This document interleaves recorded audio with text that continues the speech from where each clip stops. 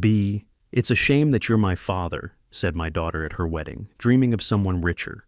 I didn't argue. I took my gift and left only one document on the newlyweds' table. When she saw what the document was, it was too late, and the consequences were irreversible. Before we continue, please subscribe to the channel and let us know where you were listening in the comments. The 20s stuck together as I peeled them apart. 40 years of sweat and grease embedded in every bill. My fingers worked methodically through the stacks on my desk, counting the same money for the third time this morning. $68,000. Every dollar earned under the hood of someone else's car. The phone buzzed against my elbow, scattering the neat piles across the scratched wooden surface. Emily's name flashed on the screen. "Morning, Princess." "Dad, I need to talk to you about next week." Her voice carried that familiar edge, the one that appeared whenever she discussed anything involving her new life. "The wedding venue is, well, it's quite upscale. Brandon's mother specifically mentioned that appearances matter." I gathered the scattered bills while balancing the phone against my shoulder. "I understand. I'll wear my best suit." "That's not what I mean." A pause stretched between us, filled with unspoken judgments. "Just try to blend in, okay? There will be important people there. Brandon's colleagues, his mother's social circle, people who could help my career." The weight of her words settled in my chest like a stone. "I won't embarrass you, Emily." "I know you won't mean to." Another pause. "I have to go. Meeting in 5 minutes." The line went dead. I stared at the money scattered across my desk, seeing not currency but sacrifice. Every bill represented a choice: fixing Mrs. Henderson's transmission instead of taking a vacation, working Saturdays while Emily's friends' fathers played golf, saying no to myself so I could say yes to her dreams. By 10:30, I stood in the BMW dealership's pristine showroom, a black leather briefcase in my hand and years of careful planning in my heart. The salesman, James Clark according to his badge, approached with the practiced smile of someone who sized up customers in seconds. "Good morning, sir. How can I help you today?" "I'd like to purchase a BMW X5, the 2024 model, fully loaded." I set the briefcase on his desk with deliberate precision. "Cash." His eyebrows lifted slightly. "Cash for the full vehicle?" "That's correct." I opened the briefcase, revealing the organized stacks of bills. $68,000, as quoted yesterday over the phone. James stared at the money for a long moment, then looked up at me with new respect. "This is quite generous, Mr. Harris. Your daughter will be absolutely thrilled. She deserves the best." The words came automatically, though something twisted in my stomach as I said them. The paperwork took 2 hours. Transfer of ownership, insurance documents, registration forms. Each signature felt like signing away a piece of myself. But I watched James carefully as he processed the legal ownership transfer to Emily Harris Thompson, her married name, though the wedding hadn't happened yet. Another small accommodation to her new life. "The vehicle will be detailed and ready for pickup by 4 o'clock, James said, sliding the ownership documents across the table. "These are the official papers showing Miss Harris Thompson as the legal owner. The keys, of course, will go to whoever picks up the vehicle." "Perfect." I folded the documents carefully and placed them in my jacket pocket. "I'll be presenting this as a wedding gift, so I'll need both the keys and the ownership papers." "Of course. Congratulations to your daughter, Mr. Harris. This is an incredibly generous gift." Driving home in my 15-year-old Ford pickup, I felt the weight of the ownership documents in my pocket. Legally, the car belonged to Emily now. The keys, however, would remain my choice to give. At 2:15, my phone rang again. Emily's number. "Dad, I've been thinking about our conversation this morning." Her tone had shifted to something softer, almost apologetic. "I didn't mean to sound harsh. It's just, this wedding means everything to me. Brandon's mother already has reservations about our different backgrounds." "What kind of reservations?" "Well, she thinks Brandon could have done better. Someone from a more established family." The words came out in a rush, as if she'd been holding them back all morning. "I just need everything to be perfect. One wrong impression, and it could affect Brandon's partnership track at the firm." I stood in my kitchen, looking out at the small backyard where I'd taught her to throw a baseball, where we'd grilled burgers every Sunday for 18 years. "I see. You're the best father I could ask for," she continued quickly. "But Patricia Thompson lives in a different world. Cars worth more than most people's houses, vacations to places I can't even pronounce. I just need you to understand how important this is. I understand perfectly, Emily. And I did. Better than she knew. After hanging up, I sat at my kitchen table and carefully prepared 2 items. The ownership documents went into a cream-colored envelope with Emily's name written in my careful script. The car keys went into a small gift box wrapped in silver paper with a white ribbon. 2 gifts. Only one of which she deserved. I held the gift box in my hands, feeling the weight of the keys inside, and heard Emily's voice echoing in my mind. Different backgrounds. Could have done better. A different world. Yes, princess. We certainly lived in different worlds. The question was, which world would she choose to keep? The mirror reflected a man trying to transform himself into someone else's expectations. I adjusted my tie for the 4th time, the silk sliding unfamiliarly through fingers, more accustomed to socket wrenches than formal wear. My best suit, purchased 3 years ago for Emily's college graduation, still fit well enough. The shoes were polished to a shine that would have made my drill sergeant proud. The gift box sat on my dresser, silver paper catching the afternoon light. Beside it, the cream envelope containing ownership documents waited with patient importance. 2 presents for my daughter's wedding day. The Four Seasons Hotel rose before me like a monument to wealth I'd never aspired to possess. Valet attendants in crisp uniforms directed arriving guests, their practiced eyes cataloging vehicle value with single glances. My old Ford looked distinctly out of place among the Mercedes and Lexus sedans lining the circular drive. "Welcome to the Four Seasons, sir."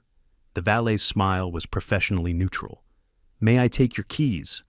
I handed them over, noting how he palmed them without really looking at the worn leather key fob. Just another invisible working man in a world designed to overlook my kind. The lobby buzzed with pre-wedding energy. Women in designer dresses clustered around flower arrangements worth more than my monthly mortgage payment.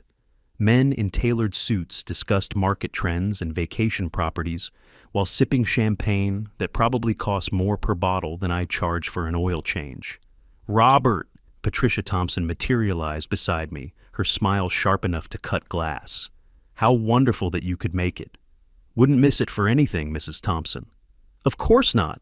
Her eyes swept over my appearance with the efficiency of a customs inspector. "Emily looks absolutely radiant. Brandon is such a catch. Harvard Law, you know. His father's firm has represented 3 Fortune 500 companies." She waited for me to respond with appropriate awe. When I simply nodded, her smile tightened slightly. "Emily's done quite well for herself," Patricia continued. "Brandon could have chosen anyone, really. Such a relief when love conquers differences." The way she said differences made it sound like a medical condition. "Indeed." I shifted the gift box to my other hand. "If you'll excuse me, I should find Emily." "Oh yes, of course," the father-daughter moment. Patricia's laugh tinkled like expensive crystal. "How sweet." I moved through the crowd, catching fragments of conversation that confirmed my status as an outsider. Harvard this, Martha's Vineyard that, someone's daughter's debut at some exclusive club. None of it meant anything to me, but it clearly meant everything to them. Emily appeared at my elbow, stunning in her wedding dress. For a moment, she was just my little girl again, the one who used to help me change spark plugs and insisted on wearing her hair in pigtails until she was 12. "Dad, you look wonderful." She kissed my cheek, leaving a trace of lipstick I didn't bother to wipe away. "Brandon's so excited to meet you properly." "Where is he?" "Greeting his college friends. They drove down from Los Angeles for the wedding." She glanced around the room with satisfaction. "Isn't this perfect?" Patricia outdid herself with the arrangements. The ceremony passed in a blur of expensive flowers and hired musicians.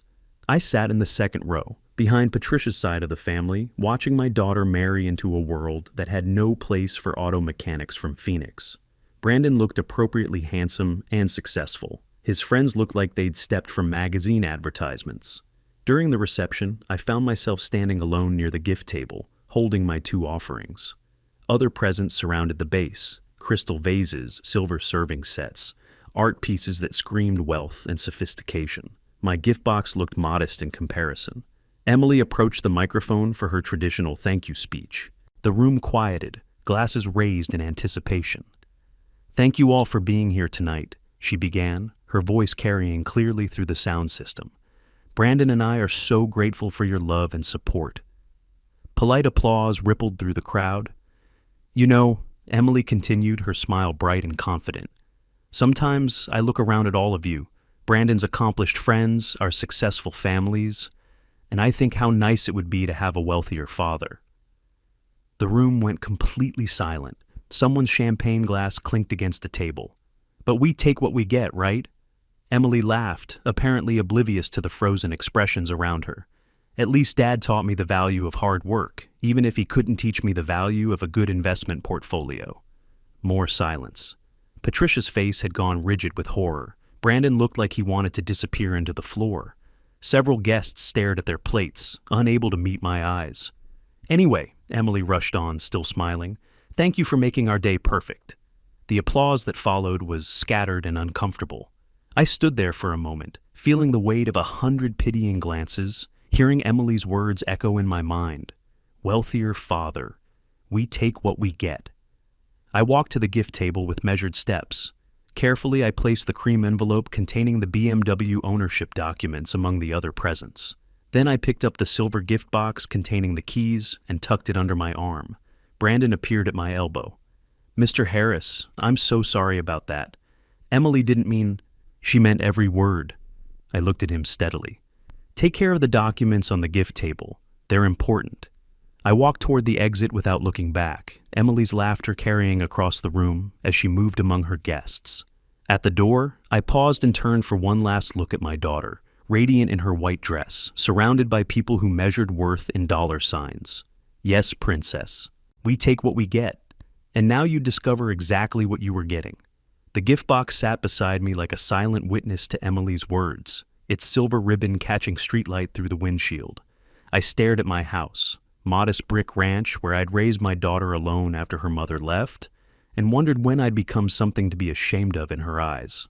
Inside, I placed the box on my kitchen table with ceremonial precision. The keys clinked softly against the cardboard, a sound worth $68,000 and 43 years of 6-day work weeks. Emily's wedding pictures from my phone stared back at me, her radiant smile, Brandon's confident pose, Patricia's satisfied expression as she surveyed her social conquest. My phone buzzed, Emily's name again. "Dad, Dad, please pick up. I need to talk to you about something important." I let it ring. 20 minutes later, another call. This time her voice carried an edge of panic. "Dad, where are you? I can't find the car keys anywhere. The valet said you took a gift box when you left. Call me back immediately." The desperation in her voice stirred something cold in my chest. For 28 years, I'd answered every call, solved every problem, fixed every broken thing in her life. Tonight, silence felt like power. Brandon's voice joined the chorus by 8 o'clock, smooth and professional, even in frustration. "Mr. Harris, this is Brandon Thompson. We need to discuss the situation with the BMW. There seems to be some confusion about the keys. Please call us back so we can resolve this misunderstanding." Misunderstanding. As if my daughter's public humiliation of her father was merely a communication error. By 9:30, I'd switched my phone to silent mode and settled at my kitchen table with my laptop. If Emily wanted to play games about worth and value, perhaps it was time to learn the rules. The internet revealed fascinating details about my new son-in-law. Brandon Thompson, junior partner at Henderson, Klein and Associates. Harvard Law degree, as Patricia had mentioned multiple times. Recent purchase of a downtown Phoenix condo worth $400,000. Member of the exclusive Desert Mountain Country Club. Annual dues alone cost more than most people's cars. Expensive tastes for a junior partner's salary. I scrolled through social media photos. Brandon's weekend trips to Scottsdale resorts. Emily's designer handbags, their frequent appearances at charity galas where table sponsorships started at $5,000. Even conservative estimates put their monthly expenses well above what a junior partner would typically earn. Curious financial picture for a couple who looked down on auto mechanics. My phone screen lit up repeatedly throughout the evening, but I ignored each flash of urgency. Emily. Brandon. Emily again. A number I didn't recognize. Probably Patricia, mobilizing her social network to pressure the stubborn, working-class father. Before bed, I scrolled through the voicemails that had accumulated like evidence in a case I was building. Dad, this isn't funny anymore. I need those keys. The car is legally mine. You signed the papers yourself. Mr. Harris, as an attorney, I'm advising you that withholding property that legally belongs to another person could constitute theft. Please contact us immediately. Daddy, please. I know I said some things I shouldn't have. Can we just talk about this? I love you. Call me back. Too little, too late, princess. Love wasn't a weapon you could deploy only when convenient. I woke at 6 a.m. to 98 missed calls. 98 times my phone had cried for attention while I slept peacefully, dreaming of nothing more complicated than properly torqued lug nuts and clean oil changes. The digital display showed the escalating pattern. Emily, Brandon, Emily, unknown number, Brandon, Emily, Emily, Emily.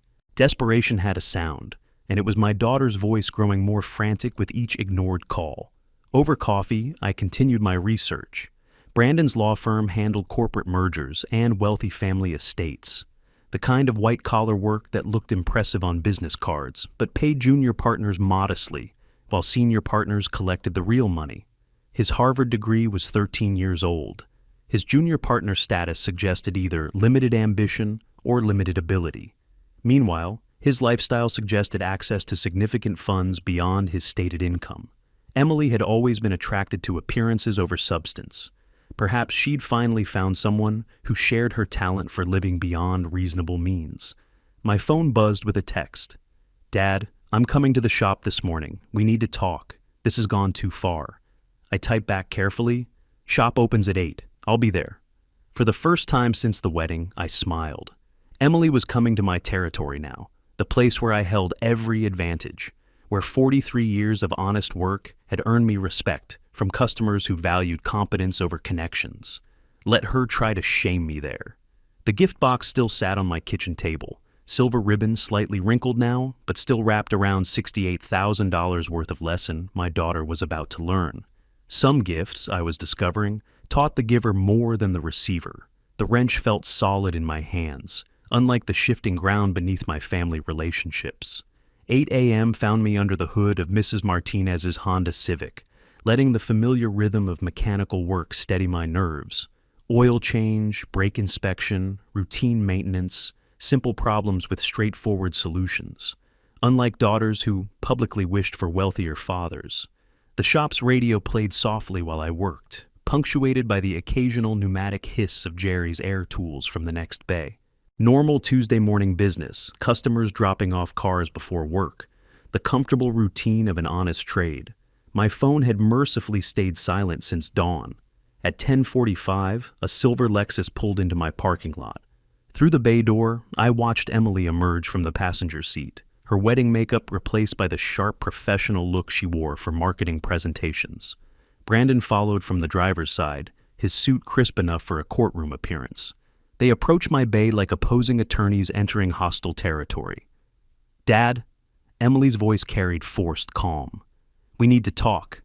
I wiped my hands on a shop rag and nodded toward my office. Jerry, take over the Honda. I'll be back in a few minutes.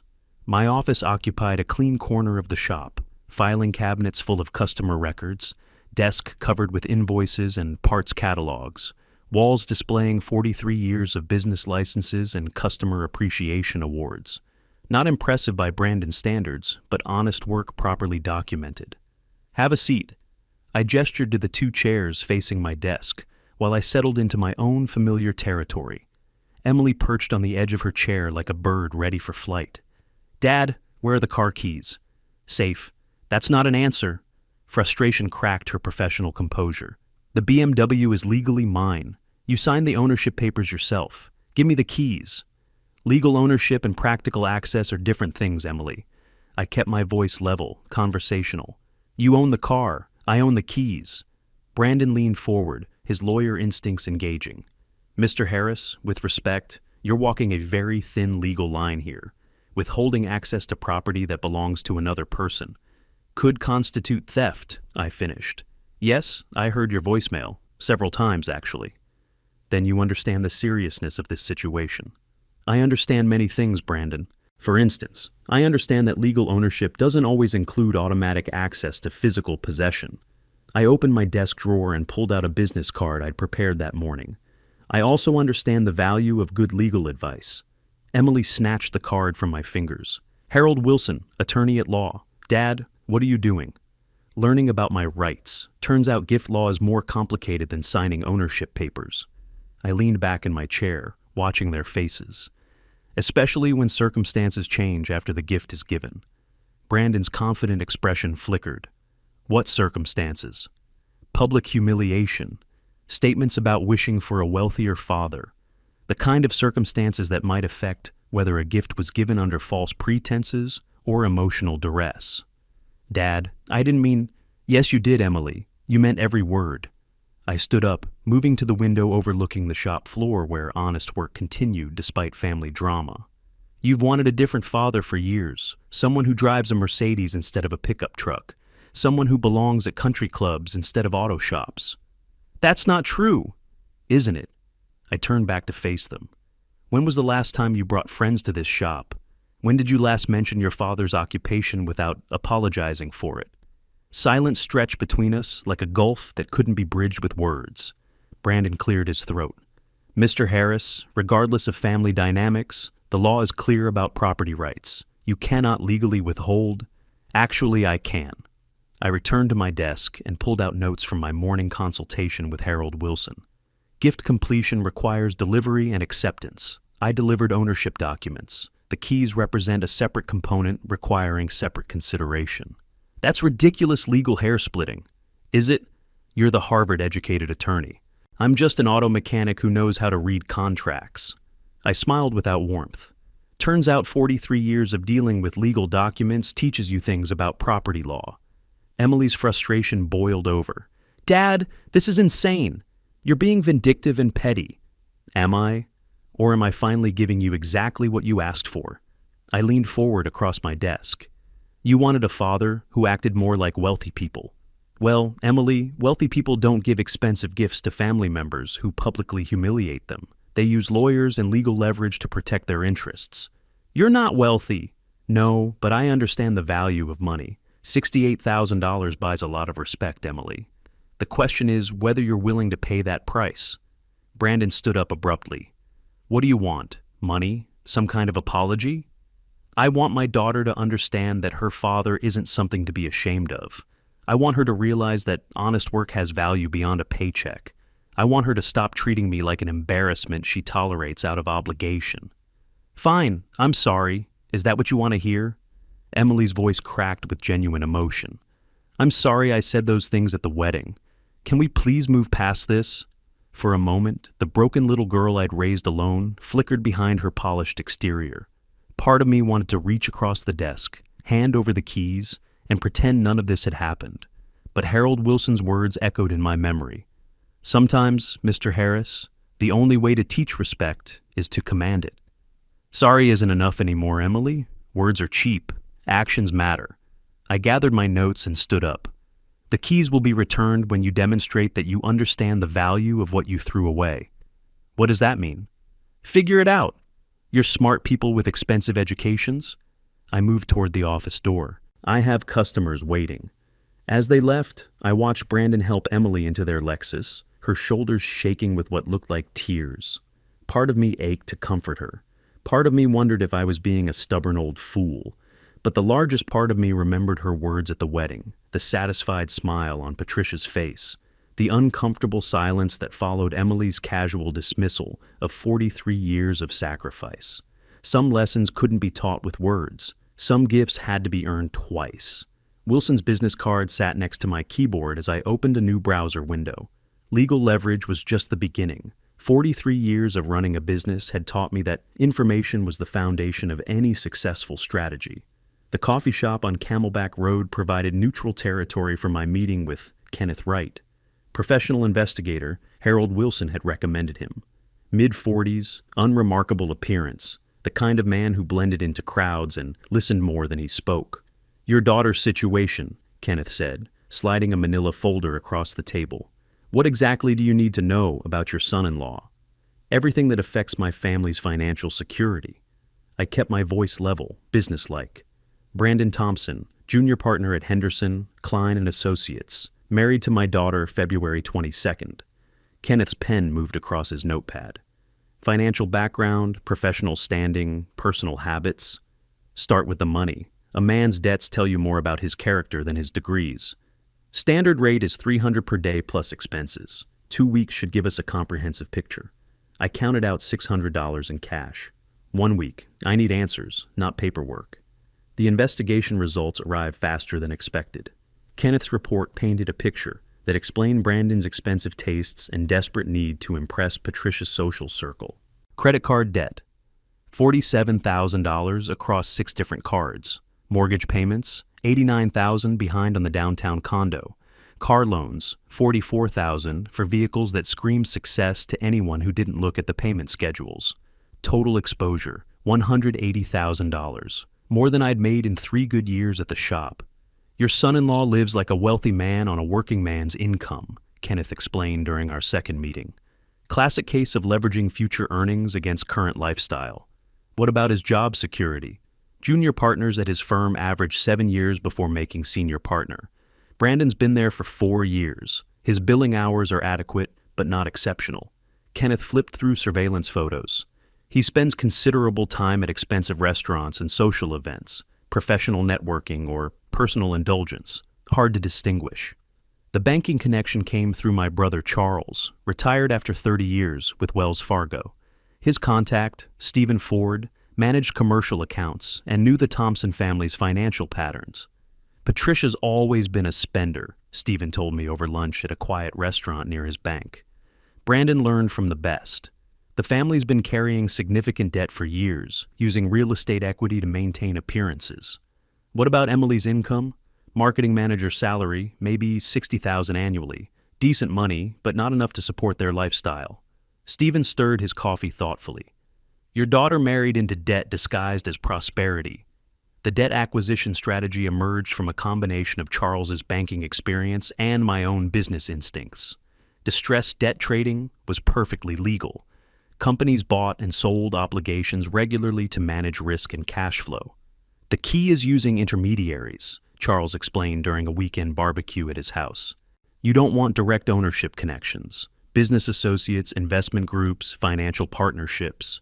My auto shop had generated relationships with parts suppliers, equipment vendors, and commercial lenders over 4 decades. Men who understood business and appreciated loyalty. Within 2 weeks, I'd arranged for 3 different entities to purchase portions of Brandon's debt portfolio.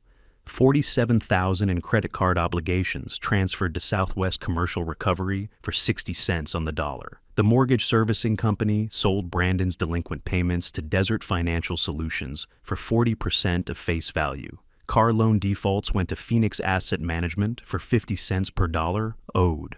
None of the purchasing entities could be traced directly to Robert Harris or Harris Auto Repair. Paperwork showed legitimate business transactions between established commercial enterprises. The beauty of the strategy lay in its invisibility. Brandon would receive new payment notices from different companies, but debt remained debt regardless of who owned it. The new holders, however, would be far less patient with late payments and far more aggressive about collection procedures. By late March, the first notices had been sent. Brandon Thompson's comfortable arrangement of minimum payments and payment deferrals would disappear, replaced by commercial collection practices that demanded full settlement or legal action. Emily still rode the bus to work, complaining to anyone who'd listen about her father's unreasonable behavior over a simple misunderstanding. She had no idea that her husband's financial house of cards was about to collapse around their carefully constructed lifestyle. The gift box still sat on my kitchen table, silver ribbons slightly faded now, but the keys inside as secure as ever. Some lessons took time to develop, like fine wine or properly aged cheese. Brandon Thompson was about to discover that marrying into a working-class family came with working-class consequences. Richard Gray's corner office overlooked downtown Phoenix, floor-to-ceiling windows framing the valley's sprawling growth.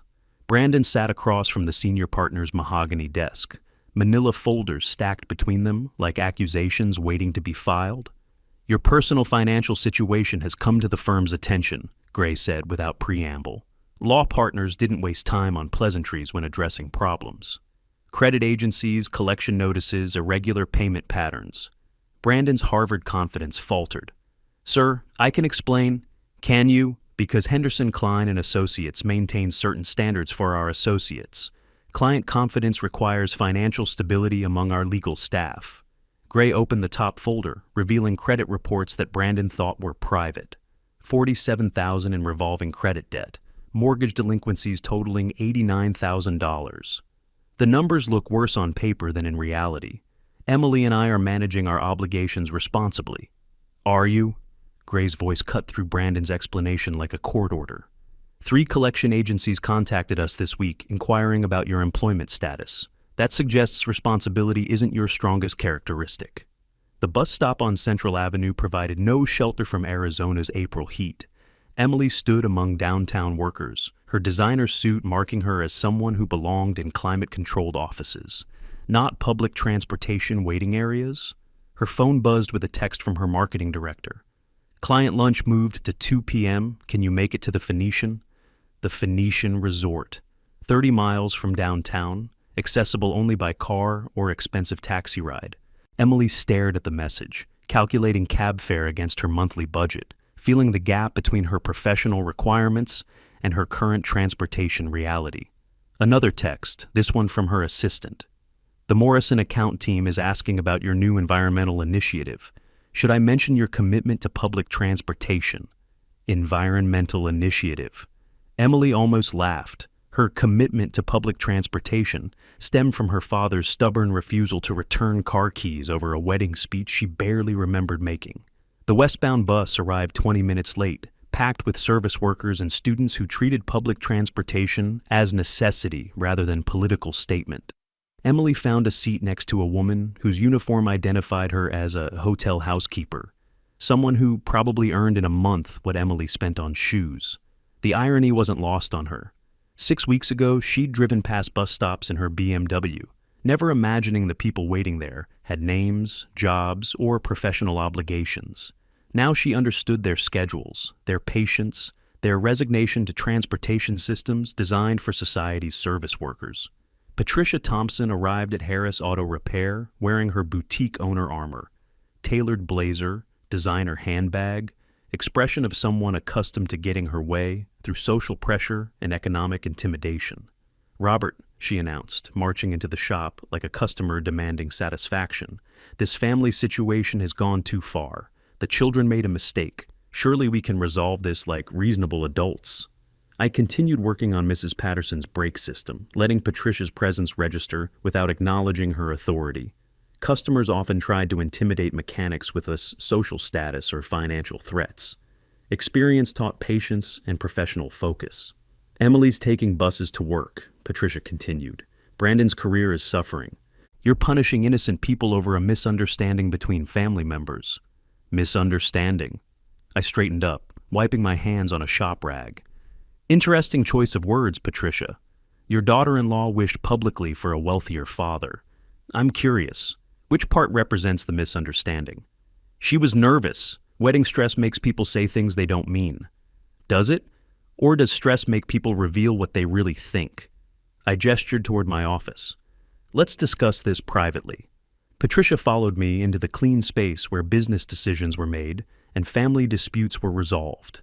Her boutique background had prepared her for negotiations over merchandise and vendor contracts, not confrontations with men who'd built businesses through decades of daily problem-solving. What do you want, Robert? Money? Some kind of public apology? Justice, Patricia. Your family treated mine like we were beneath consideration. Emily announced her shame about her working-class father. Brandon attempted legal intimidation. You stood by watching, probably agreeing with every word. That's not fair, true, important. I leaned back in my desk chair, studying the woman who'd raised a son to look down on auto mechanics. Your grandson will someday ask about his grandfather. What story will you tell him? That grandpa was just a poor mechanic who embarrassed the family? Patricia's composure cracked slightly. Emily loves you. She's always loved you. Love isn't a feeling, Patricia. Love is action, respect, consideration for sacrifice. I pulled out a legal pad and began writing. Here are my terms for returning the car keys. Her eyes widened as she read. Written apology from Emily acknowledging her father's sacrifices and expressing genuine remorse. Written statement from Brandon acknowledging his attempted intimidation and pledging future respect. Reimbursement of $68,000 as compensation for emotional distress. Public acknowledgement at a family gathering of Robert Harris's contributions to Emily's success. This is ridiculous. $68,000? We don't have that kind of money. Don't you? Brandon's condo cost $400,000. Emily's wardrobe probably runs $20,000 annually. Patricia Thompson's boutique generates healthy profits. I set down my pen and smiled. Perhaps it's time the Thompson family learned to live within their means. Patricia's face flushed with anger and embarrassment. You're being vindictive and unreasonable. Am I? Or am I finally treating your family the way you've always treated mine? I stood up, indicating the meeting was over. When you're ready to negotiate seriously, call my lawyer. Harold Wilson has my authority to discuss terms. As Patricia stormed out of my shop, she passed Jerry installing new tires on a customer's truck. Honest work performed by honest people who understood the value of respect and earned their keep through competence rather than connections. That evening, Emily called her mother from her apartment, voice shaking with frustration and exhaustion. Mom, he wants $68,000. That's insane. We can't pay that. Maybe, Patricia snapped, if you hadn't announced your shame about your father in front of 100 people, we wouldn't be in this position. So, this is my fault? You're the one who taught me to be embarrassed about Dad's job. You're the one who always said Brandon could do better. The line went quiet for a moment, filled with years of unspoken judgments finally spoken aloud. Yes, Patricia said finally. Maybe I did. The subpoena felt lighter than I expected as I walked through the courthouse metal detectors.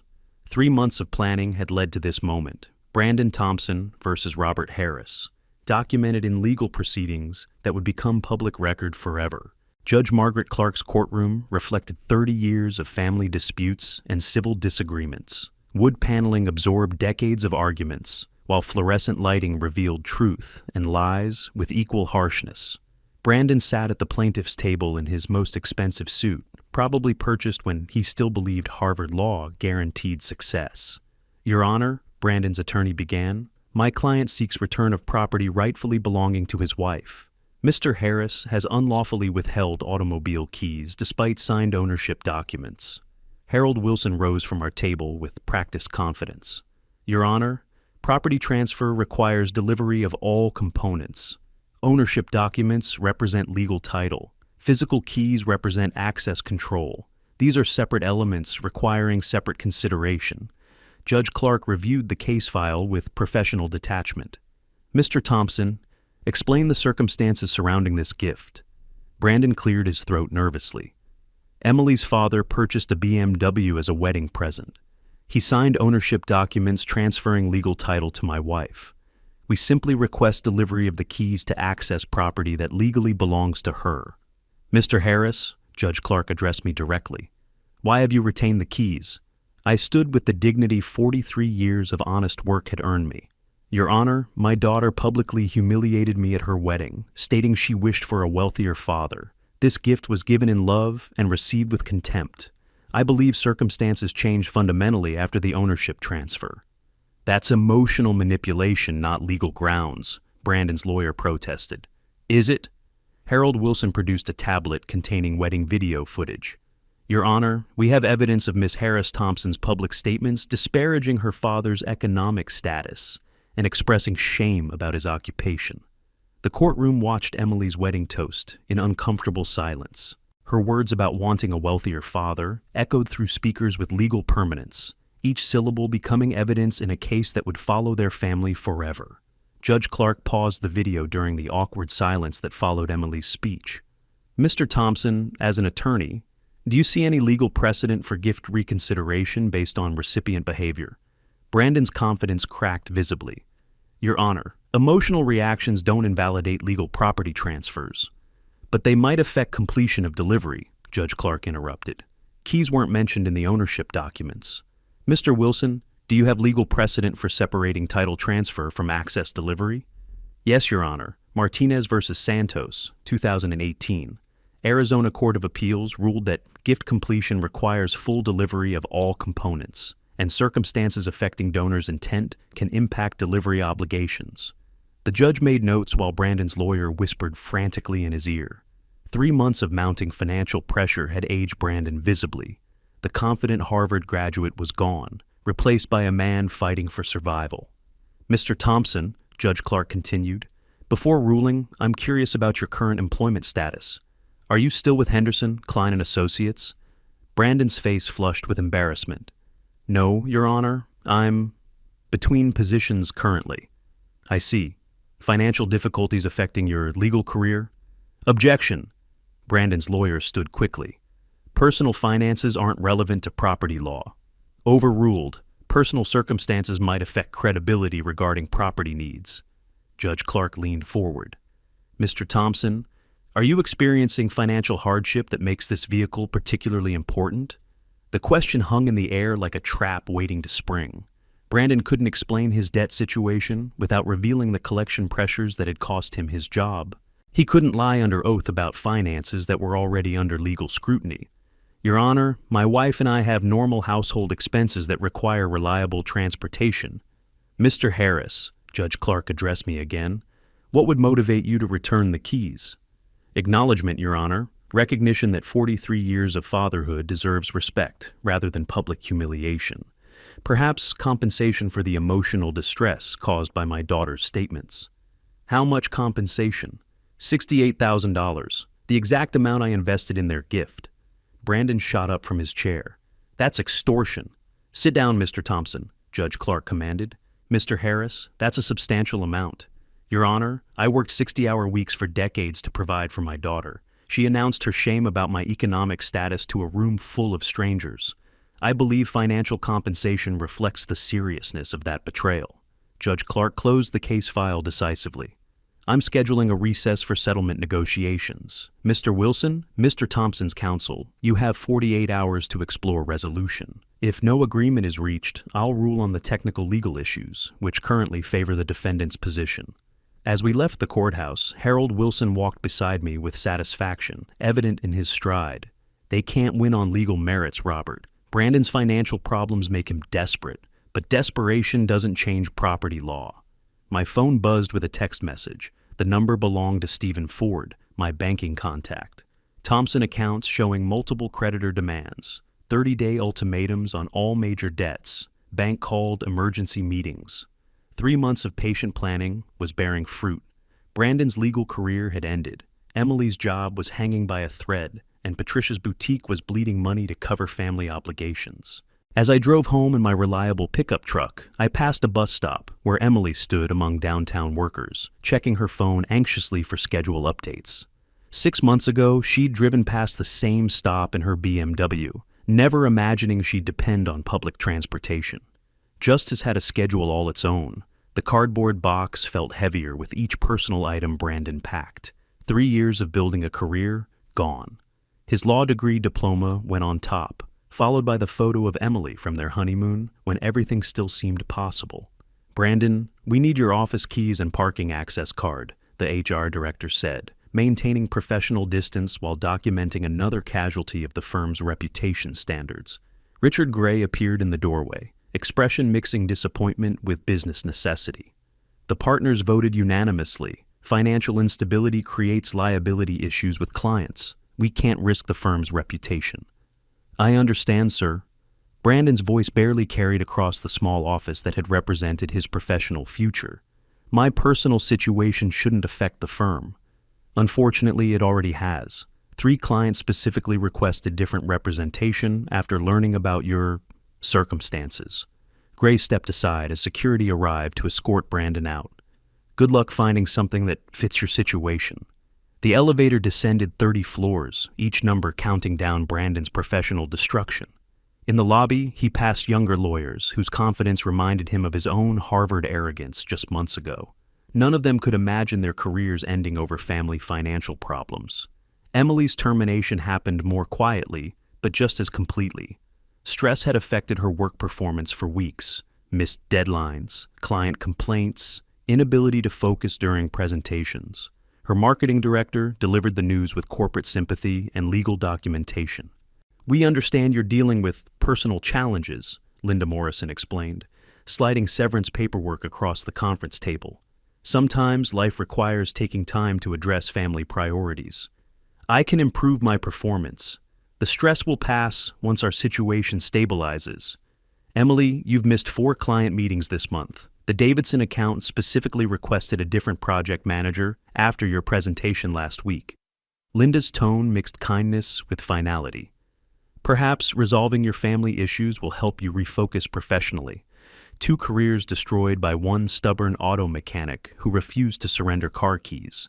The house sale consultation felt like planning a funeral. Jeremy Cox, real estate agent, reviewed property values while Emily and Brandon sat in their living room, surrounded by moving boxes and broken dreams. Given the urgency of your situation, we're looking at below-market pricing, Jeremy explained, consulting comparable sales data. Distressed sales typically bring 80 to 85% of assessed value. How quickly can we close? Brandon asked, calculating mortgage obligations against unemployment benefits. 6 weeks with proper marketing, maybe 4 if we find a cash buyer. Jeremy gathered his paperwork efficiently.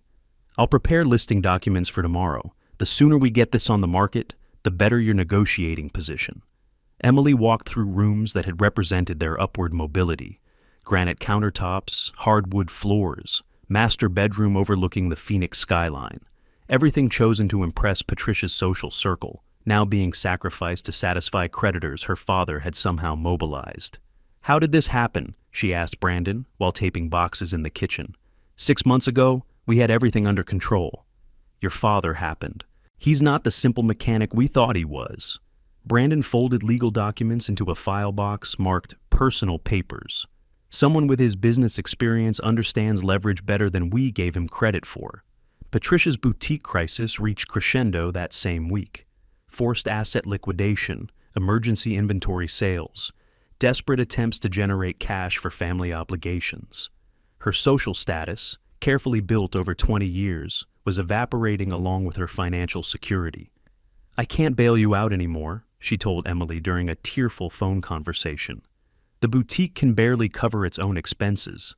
I've liquidated everything I can liquidate. So, what are we supposed to do? Live in an apartment like college students?" "Maybe your father had a point about living within our means," Patricia said quietly. "Maybe we've been so focused on appearances that we forgot about substance." Harold Wilson's office call came on a Thursday afternoon, Emily and Brandon sitting in their emptying house surrounded by the debris of their former lifestyle. "My client has reviewed your circumstances and wishes to make a final offer," Wilson's voice carried through the speakerphone with legal precision. "Public apology at the Four Seasons Hotel, same venue as your wedding. Media presence to document acknowledgement of Mr. Harris's contributions to Emily's success. Written statement accepting responsibility for the public humiliation. Financial compensation of $50,000 for emotional distress." "50,000?" Brandon's voice cracked. "We don't have $50,000. "My client understands your financial constraints. Payment plan acceptable over 12 months. Interest rate of 8% annually, standard commercial terms."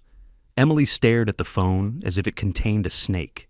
"You want us to publicly apologize and pay my father $50,000? Those are the terms for return of the BMW keys. Alternative is continued legal proceedings, which you've already discovered favor Mr. Harris's position. How long do we have to decide?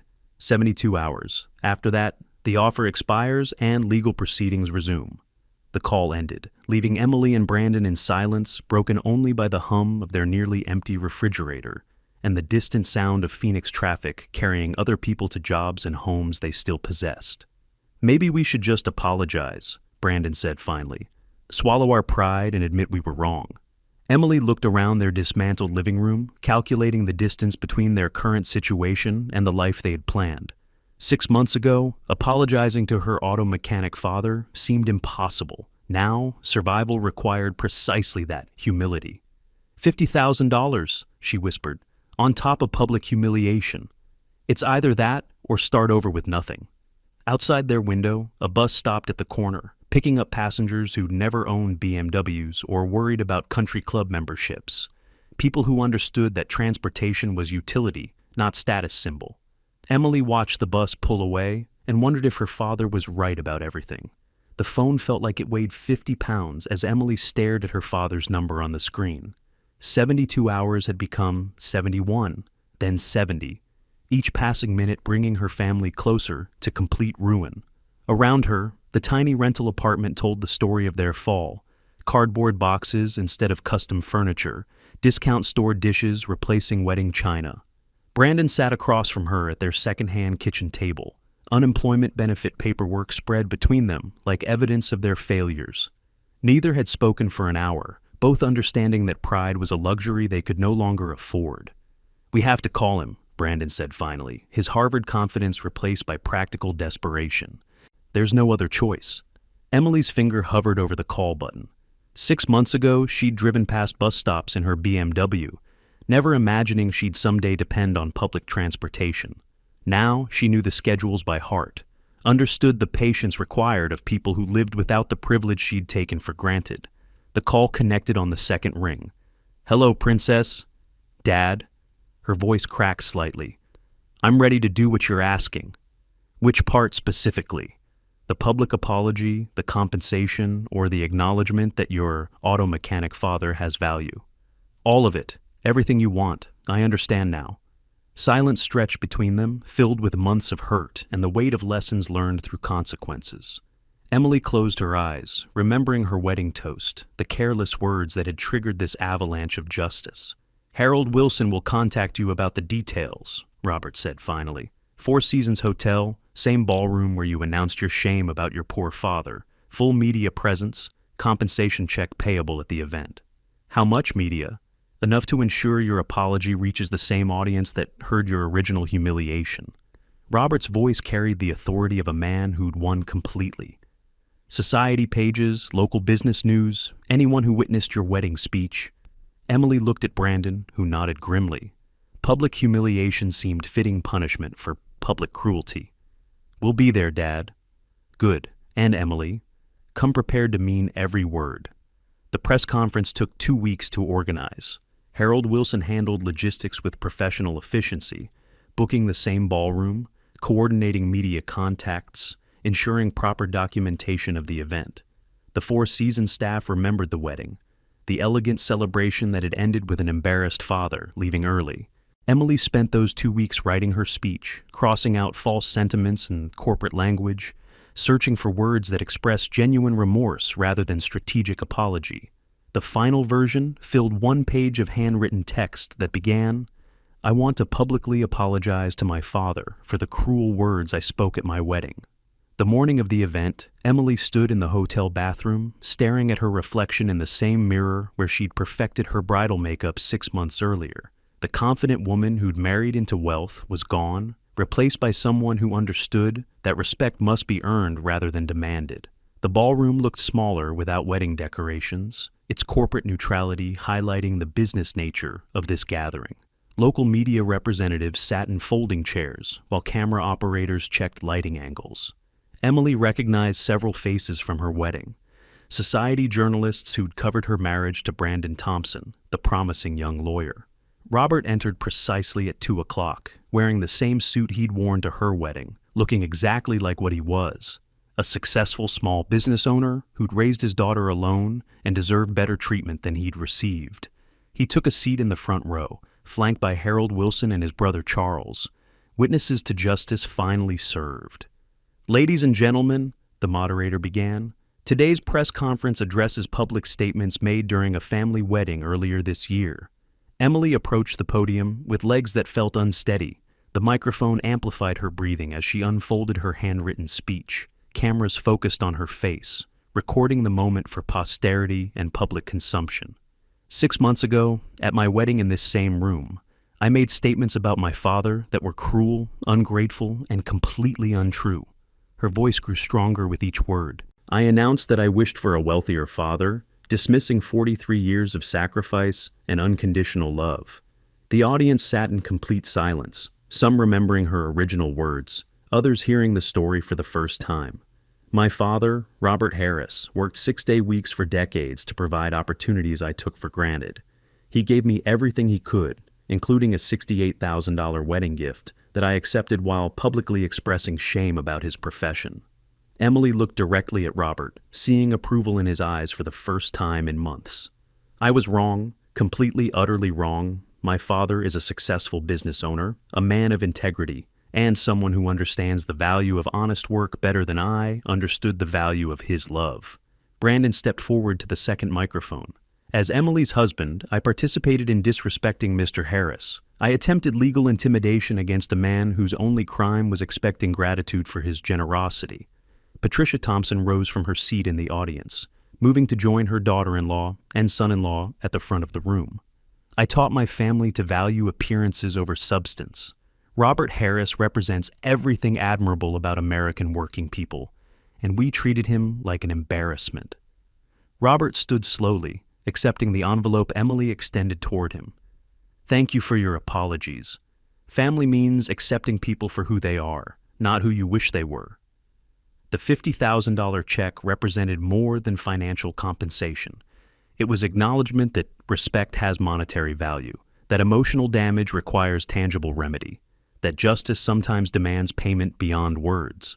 As the press conference concluded, Emily felt lighter than she had in months. The humiliation was earned, the payment justified, the lesson learned. For the first time since her wedding, she looked at her father with genuine pride rather than manufactured affection.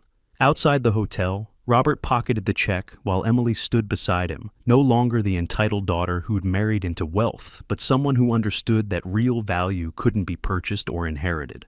What happens now, Dad? Now we rebuild, on the right foundation this time. Emily nodded, feeling hopeful for the first time since February.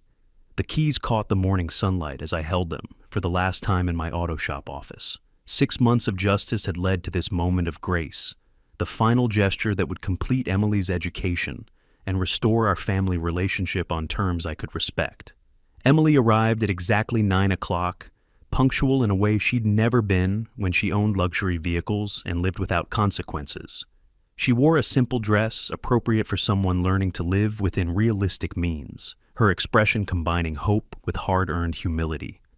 You wanted to see me, Dad? I placed the BMW keys on my desk between us, their silver weight catching light like symbols of transformation.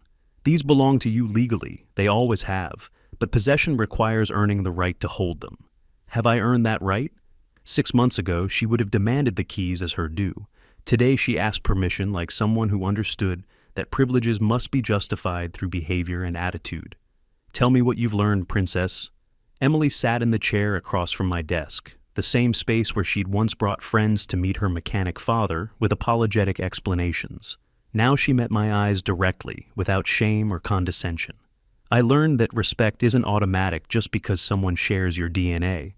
I learned that honest work has dignity regardless of income level. I learned that your love was always unconditional, even when mine was conditional on getting what I wanted.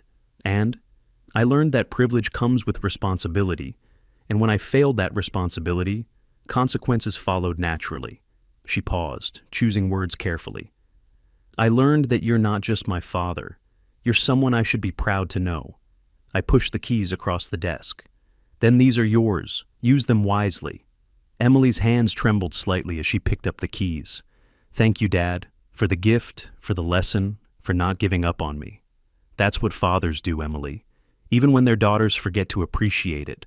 The following weeks brought systematic assistance as I helped rebuild their lives within realistic parameters. Emily found work through my business connections, not a prestigious marketing position, but steady employment with a medical supply company that valued reliability over social credentials. Brandon accepted a position with a smaller law firm handling worker compensation cases. Ironic justice that put his Harvard education to work, serving the kind of clients he'd once overlooked. Lower salary, longer hours, but stable employment that taught him the value of earning rather than expecting success. Their new apartment reflected changed circumstances. Clean, modest, affordable. No granite countertops or downtown views, but a home they could maintain without financial stress or family assistance. Emily decorated it with furniture from discount stores, discovering satisfaction in creating comfort through effort rather than expenditure. Patricia's transformation proved most dramatic. Her boutique closure forced reassessment of priorities, leading to work as a sales associate in a department store. humbling circumstances that taught her the dignity of service work and the character of people she'd previously dismissed as beneath consideration. The first family dinner in my home since the wedding happened in August, Charles joining us to witness the reconciliation he'd supported throughout the conflict. Emily helped in my kitchen with genuine enthusiasm rather than dutiful obligation, while Brandon asked thoughtful questions about small business operations. "Uncle Charles, tell us about Dad's business success," Emily said, setting dishes on my dining room table with careful attention. "I never really understood what he accomplished." Charles smiled, clearly enjoying his role as family historian. "Your father built Harris Auto Repair from nothing. One bay, used equipment, pure determination. 43 years later, he employs 6 people and owns the building free and clear. I always thought being a mechanic meant—" Emily trailed off, embarrassed by her former assumptions. "Meant what, Princess?" "Meant failing at something better. I didn't understand that fixing things requires intelligence, skill, and business judgment." She looked around my home, comfortable, well-maintained, earned through decades of honest work. "I thought success only came in offices and courtrooms." Brandon nodded slowly. "I spent law school learning to look down on trade professions. Turns out, practical skills and business sense matter more than theoretical knowledge." "Respect is earned through character, not credentials," I said, serving dinner I'd prepared myself. "Success means building something valuable, whether it's fixing cars or raising children or running a business that serves your community." The conversation flowed naturally for the first time since Emily's childhood. No pretense, no social positioning, no apologetic explanations about my profession, just family talking honestly about work, values, and the future they had built together. "Dad," Emily said as dessert was served, "I want you to know I'm proud that you're my father. Not ashamed, not apologetic, but genuinely proud of who you are and what you've accomplished." Those words, spoken freely rather than extracted through pressure, represented complete victory. Not the hollow triumph of revenge, but the deeper satisfaction of earned respect and restored love. "Thank you, Princess. That means everything to me." As Charles helped clear dishes, he pulled me aside in the kitchen. "You handled this perfectly, Robert. Justice without vindictiveness, consequences without cruelty." She needed to learn that love requires respect. Brandon needed to understand that success must be earned honestly. Patricia needed to discover that dignity isn't determined by social class. "And you? What did you learn?" I considered the question while watching Emily and Brandon work together, their conversation revealing genuine affection freed from financial stress and social pretension. I learned that being a father sometimes means letting your children fail completely before they can succeed properly. I learned that patience and strategy accomplish more than anger and impulse. "Most importantly," Charles said, "you proved that working people deserve respect from everyone, including their own families." The evening ended with hugs rather than obligatory kisses, conversation plans rather than social duty. Emily drove home in her BMW, but not the same woman who'd received it as a wedding gift.